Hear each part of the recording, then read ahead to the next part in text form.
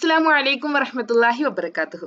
നമസ്കാരം ഫ്രണ്ട്സ്, ഗരം മസാലയുടെ പുതിയൊരു ഇഫ്താർ റെസിപ്പിയിലോട്ട് എല്ലാവർക്കും സ്വാഗതം. തരിക്കഞ്ഞി നോമ്പ് തുറയിൽ ഒരിക്കലും ഒഴിച്ചുകൂടാൻ പറ്റാത്ത ഒരു വിഭവമാണ് തരിക്കഞ്ഞി. വളരെ സിമ്പിളായിട്ട് ഉണ്ടാക്കാവുന്നതുമാണിത്. റവ അല്ലെങ്കിൽ തരിയും പാലും പഞ്ചസാരയൊക്കെ ഉപയോഗിച്ചിട്ട് പെട്ടെന്ന് റെഡിയാക്കി എടുക്കുന്ന ഒരു ഡിഷാണ് തരിക്കഞ്ഞി. നോമ്പ് തുറക്കുമ്പോൾ കുറച്ച് കട്ടിയോടുകൂടിയുള്ള ഡിഷ് വേണമെന്നുള്ളവർക്ക് തരിക്കഞ്ഞി ഉപയോഗിക്കാം. നല്ല വയറിനൊക്കെ നല്ല കനം തരുന്ന ഒരു ഡിഷ് കൂടെയാണിത്. നമുക്കിങ്ങനെ വളരെ ഈസി ആയിട്ട് ഈ തരിക്കഞ്ഞി റെഡിയാക്കി എടുക്കുന്നതെന്ന് നോക്കാം.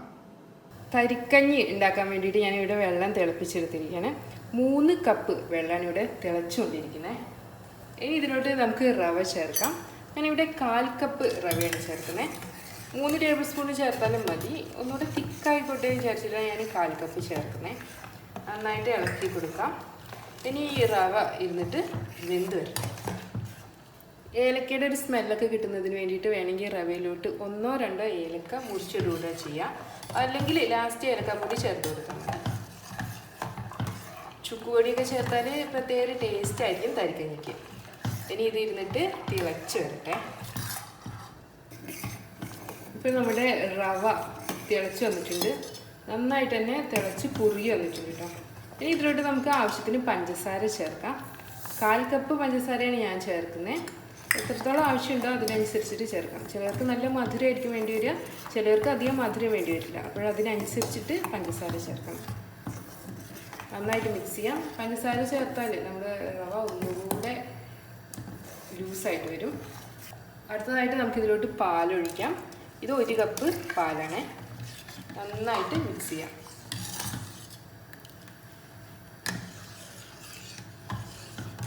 ഇനി ഇതൊന്ന് തിളച്ച് വരട്ടെ.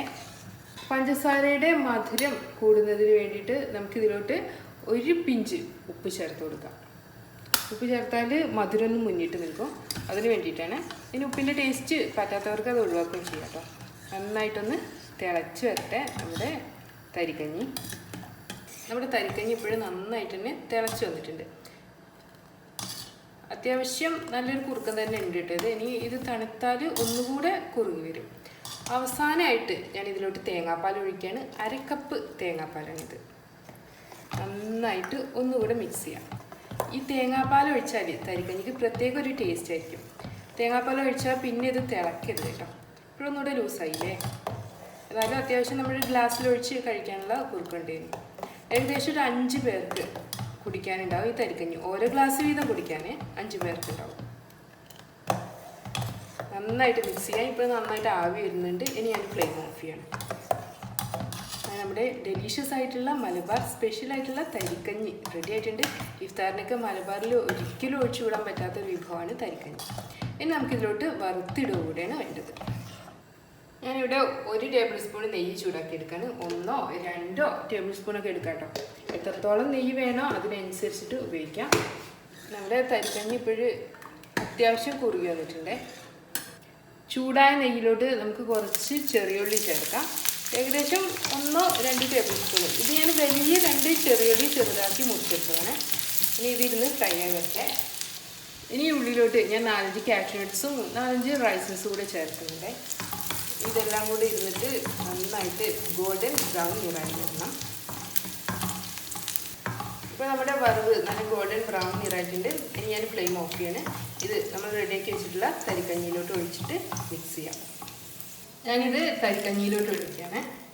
നന്നായി മിക്സ് ചെയ്തതിന് ശേഷം നമുക്ക് ഇഫ്താർ സമയത്ത് ചൂടോടുകൂടി തന്നെ ഈ തരിക്കഞ്ഞി സെർവ് ചെയ്യാം. ഇഫ്താർ സമയത്ത് മാത്രമല്ല നമുക്ക് തരിക്കഞ്ഞി സെർവ് ചെയ്യാവുന്നത്. ജസ്റ്റൊക്കെ വരുമ്പോൾ നമുക്ക് തരിക്കഞ്ഞി ഉണ്ടാക്കി കൊടുക്കാം. കുറച്ച് കട്ടിയുള്ളത് തന്നെയാണല്ലോ ഈ തരിക്കഞ്ഞി. അപ്പോൾ അത്യാവശ്യം വിശപ്പൊക്കെ മാറാൻ സഹായിക്കും ഈ തരിക്കഞ്ഞി. അപ്പോൾ നമ്മുടെ തരിക്കഞ്ഞി റെഡി ആയിട്ടുണ്ട്.